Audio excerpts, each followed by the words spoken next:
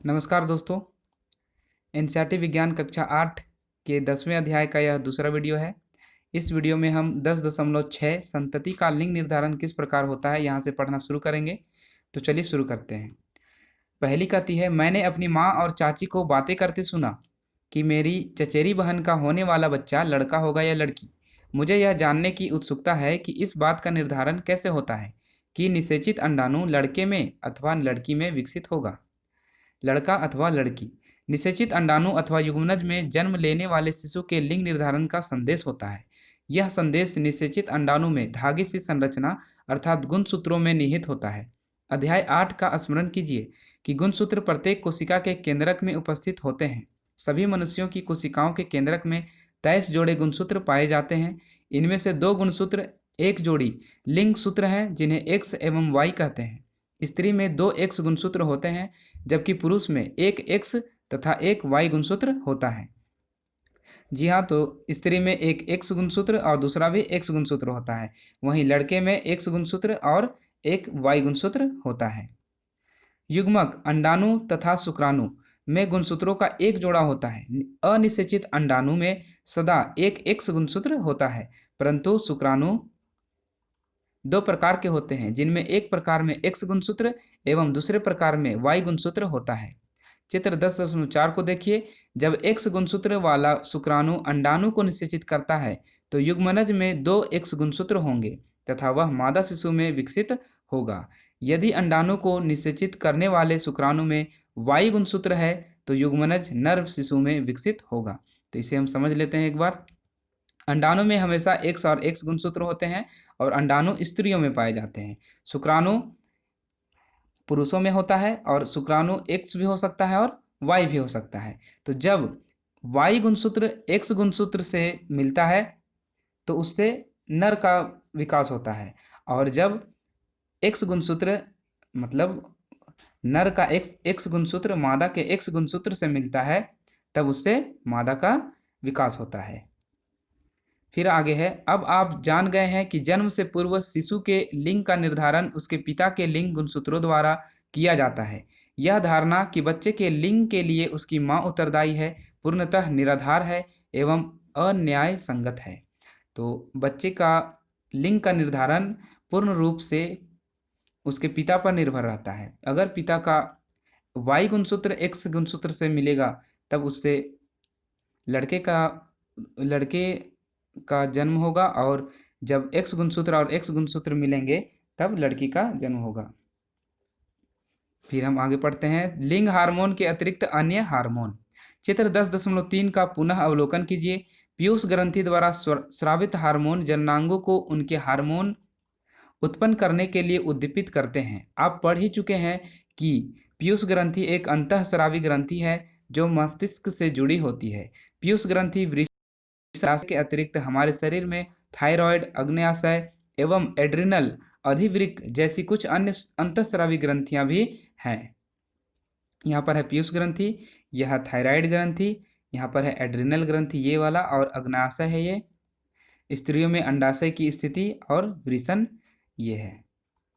बूझो और पहेली को याद है कि एक बार जब वह अपनी डॉक्टर बुआ के यहाँ गए थे तब उन्होंने वहाँ काका नाम के एक लड़के को देखा था जिसका गला बहुत फूला हुआ एवं उभरा हुआ था। उनकी बुआ ने उन्हें बताया कि काका ग्वाइटर नामक व्याधि से ग्रस्त है जो थायराइड ग्रंथि का रोग है। काका की थायराइड ग्रंथि थायरॉक्सिन हार्मोन का उत्पादन नहीं कर रही थी। उनकी बुआ ने यह भी बताया कि उनके फूफा जी मधुमेह से पीड़ित हैं क्योंकि उनका अग्न्याशय इंसुलिन हार्मोन का उत्पादन पर्याप्त मात्रा में नहीं कर रहा है। तो इससे क्या पता चला कि हमें ग्वाइटर नामक जो रोग है वह थायरॉक्सिन हार्मोन की कमी से होता है, और इंसुलिन हार्मोन की कमी होने से हमें मधुमेह अर्थात डायबिटीज नाम का बीमारी हो जाता है। बूझो एवं पहेली ने उनके दवाखाने में टंगे चार्ट में दर्शाए गए एड्रिनल ग्रंथि के विषय में पूछा। उनकी बुआ ने उन्हें बताया कि एड्रिनल ग्रंथि ऐसे हार्मोन स्रावित करती है जो रुधिर में नमक की मात्रा को संतुलित करता है। एड्रिनलिन नामक हार्मोन का स्रवण भी करती है। एड्रिनलिन क्रोध, चिंता एवं उत्तेजना की अवस्था में तनाव के संयोजन का कार्य करता है। थायराइड एवं एड्रिनल ग्रंथि पीयूष ग्रंथि द्वारा स्रावित हार्मोन के माध्यम से प्राप्त आदेश के अनुसार ही अपने हार्मोन का स्रवण करती है। पीयूष ग्रंथि वृद्धि हार्मोन भी स्रावित करती है, जो व्यक्ति की सामान्य वृद्धि के लिए आवश्यक है। तो वृद्धि हार्मोन का स्रावन पीयूष ग्रंथि ही करती है। बुझो कहता है, क्या अन्य जंतुओं में भी हार्मोन स्रावित होते हैं? क्या जनन प्रक्रिया में उनका कोई योगदान है? इसका उत्तर यहाँ है 10.8। कीट एवं मेंढक में जीवन चक्र पूर्ण करने में हार्मोन का योगदान। आप रेशम के कीट एवं मेंढक के जीवन चक्र के विषय में तो पढ़ ही चुके हैं। इल्ली को वयस्क सलभ बनने तक अनेक चरणों से गुजरना पड़ता है। कक्षा 7 में पढ़े रेशम के कीट के जीवन चक्र का स्मरण कीजिए। इसी प्रकार टैडपोल को भी वयस्क मेंढक बनने के लिए अनेक चरणों से गुजरना पड़ता है। लार्वा से वयस्क बनने के इस परिवर्तन को कायांतरण कहते हैं। तो लार्वा से जब वयस्क बन जाता है इल्ली, तो हम उसे बोलते हैं कायांतरण।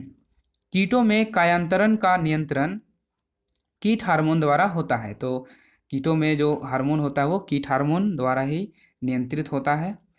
मेंढक में थायराइड द्वारा स्रावित हार्मोन थायरॉक्सिन इसका नियमन करता है। थायरॉक्सिन के उत्पादन के लिए जल में आयोडीन की उपस्थिति आवश्यक है। यदि जल में जिसमें टैडपोल वृद्धि कर रहे हैं, टैडपोल मेंढक के छोटे बच्चे को कहते हैं, पर्याप्त मात्रा में आयोडीन नहीं है तो टैडपोल वयस्क मेंढक में परिवर्धित नहीं हो सकते। यदि व्यक्ति के आहार में पर्याप्त आयोडीन न हो तो क्या उन्हें थायरॉक्सिन की कमी के कारण गॉइटर हो जाएगा? जी हाँ, तो आयोडीन की कमी से गॉइटर रोग हो सकता है। क्रियाकलाप 10.3 है। किसी पत्रिका अथवा डॉक्टर से सूचना एकत्र कर आयोडीन युक्त नमक के उपयोग पर एक नोट तैयार कीजिए। आप इसकी जानकारी इंटरनेट पर भी देख सकते हैं। 10.9 में है जननात्मक स्वास्थ्य। व्यक्ति का कायिक एवं मानसिक विसंगति मुक्त होना उस व्यक्ति का स्वास्थ्य कहलाता है। किसी भी आयु के व्यक्ति के शरीर को स्वस्थ रखने के लिए उसे संतुलित आहार की आवश्यकता होती है। व्यक्ति को वैयक्तिक स्वच्छता एवं सफाई का नियमित रूप से पालन एवं पर्याप्त शारीरिक व्यायाम भी करना चाहिए। किशोरावस्था में जब शरीर वृद्धि करता है तो उपरोक्त बातें और भी अधिक आवश्यक हो जाती है। मतलब किशोरावस्था में हमें अधिक से अधिक व्यायाम करना चाहिए और संतुलित आहार भी लेना चाहिए। किशोर की पोषण आवश्यकताएं।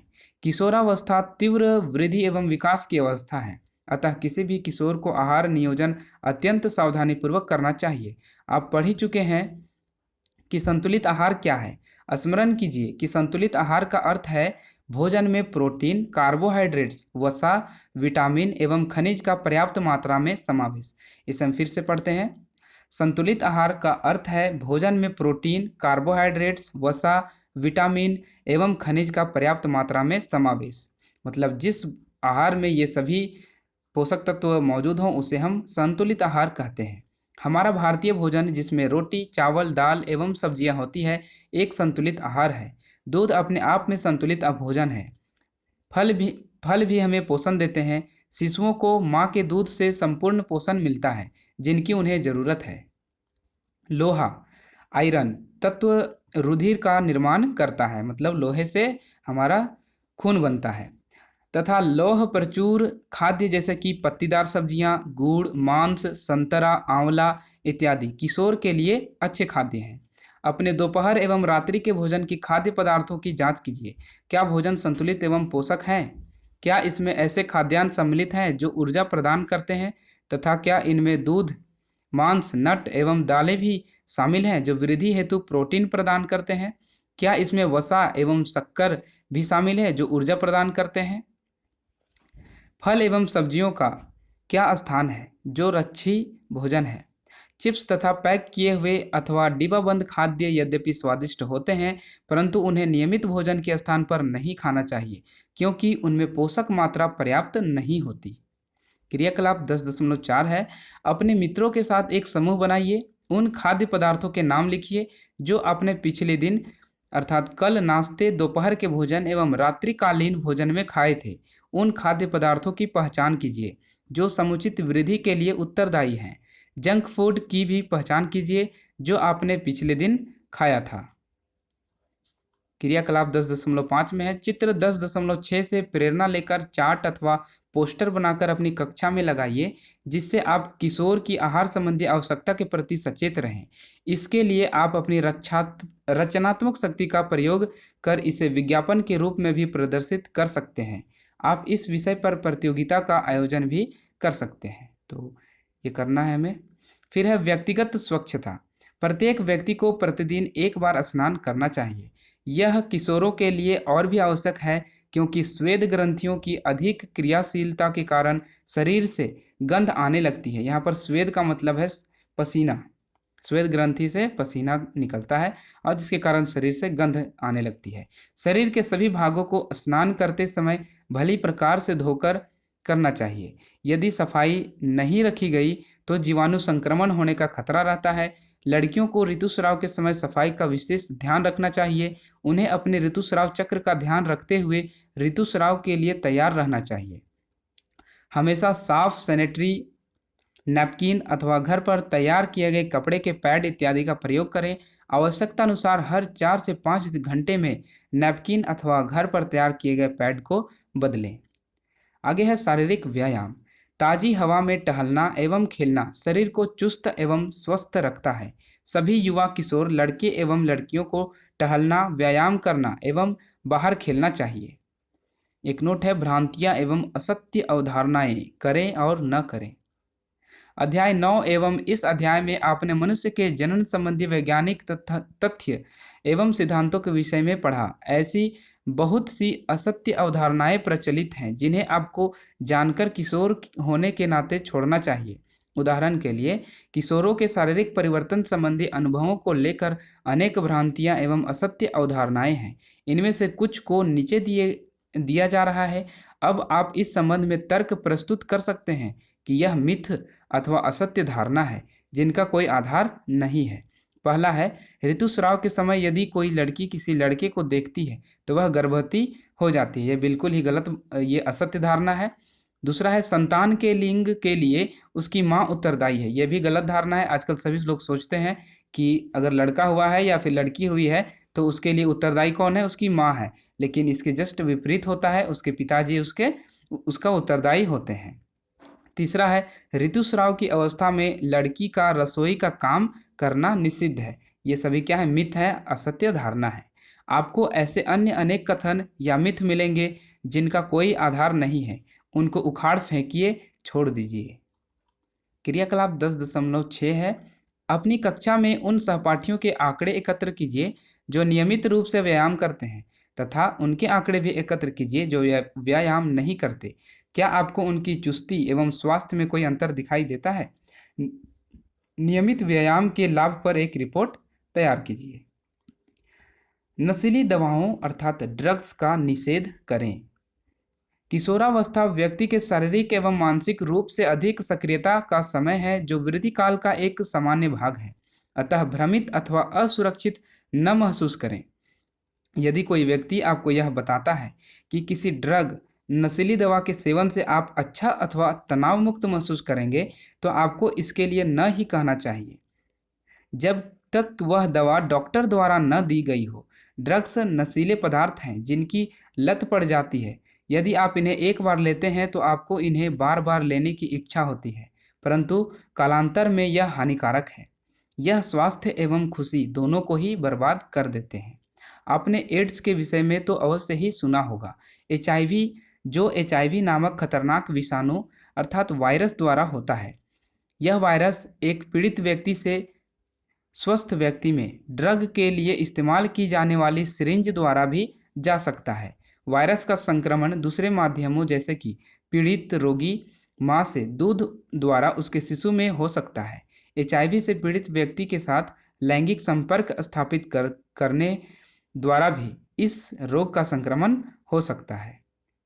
यहाँ पर एक टर्म है एड्स और एचआईवी। तो एड्स एक बीमारी का नाम है जो एचआईवी नामक विषाणु से फैलता है। किशोर द्वारा गर्भधारण। आप संभवतः जानते होंगे कि हमारे देश में विवाह की विधि संगत कानूनी आयु लड़कियों के लिए 18 वर्ष एवं लड़कों के लिए 21 वर्ष है। इसका कारण है कि टीन आयु अर्थात किशोर लड़कियां मां शारीरिक एवं मानसिक रूप से मातृत्व के लिए तैयार नहीं होती। बाल विवाह अर्थात कम उम्र में विवाह तथा मातृत्व से मां एवं संतान दोनों में ही स्वास्थ्य संबंधी समस्याएं उत्पन्न हो सकती हैं। अर्थात अगर हम किसी भी लड़की का विवाह 18 वर्ष से कम में कर देते हैं तो जब वह माँ बनती है तो उससे उसके मातृत्व से और माँ और संतान दोनों में स्वास्थ्य संबंधी समस्याएं उत्पन्न हो सकती है। इससे युवा स्त्रियों के लिए व्यवसाय के अवसरों में भी कमी आती है क्योंकि वे मातृत्व की जिम्मेदारी उठाने के लिए सक्षम नहीं होती, अतः वह मानसिक पीड़ा से ग्रस्त रहती है। तो इस तरह से यह पाठ खत्म हो जाता है। तो फिर हम अगले अध्याय में मिलेंगे।